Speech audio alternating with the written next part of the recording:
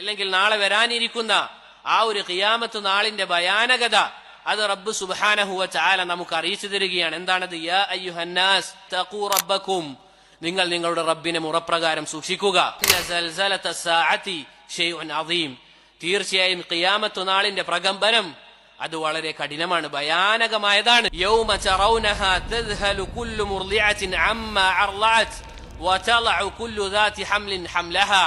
അല്ലാഹു പറയുകയാണ്, ഇതാ കുട്ടികൾക്ക് മുല കൊടുക്കുന്ന സ്ത്രീകൾ തന്റെ കുട്ടികളെ പറ്റി അശ്രദ്ധയിലായി പോകുന്ന ദിവസമാണ് ഖിയാമത്ത് നാൾ എന്നുള്ളത്. സുബ്ഹാനല്ലാഹ്, ആലോചിച്ച് നോക്കൂ. ഒരു ഉമ്മാക്ക് തന്റെ കുട്ടിയോട് എത്രത്തോളം കാരുണ്യം ഉണ്ടാകുമെന്നുള്ളത് നമുക്ക് അറിയുന്നതാണ്. സ്വന്തത്തിന് തന്നെ വല്ലതും പറ്റിയാലും പ്രശ്നമില്ല, എന്റെ കുട്ടിക്കൊന്നും സംഭവിക്കരുത് എന്ന് വിചാരിക്കുന്ന ഉമ്മ നാളെ ഖിയാമത്ത് നാളിൽ സ്വന്തം കുട്ടിയെ പറ്റി അശ്രദ്ധയിലാവുകയാണ്. അവിടുന്ന് പറയുകയാണ്, ഇനി ഉമ്മ അല്ലെങ്കിൽ ഒരു മാതാവ് അവർ ഗർഭം ധരിച്ചയാളാണെങ്കിൽ ആ ഖിയാമത്ത് നാളിന്റെ ഭയാനകത കൊണ്ട് അവർ പ്രസവിച്ചു പോകുമെന്നാണ്. സുബ്ഹാനല്ലാഹ്, എന്തായിരിക്കും സഹോദരങ്ങളെ ആ അവസ്ഥ? എന്തായിരിക്കും ആ ഒരു അവസ്ഥ? അള്ളാഹു നമുക്ക് അറിയിച്ചു തരികയാണ്, നാളെ ഇതാ ഇങ്ങനെ ഒരു ദിവസം വരാനുണ്ട് എന്നുള്ളത്.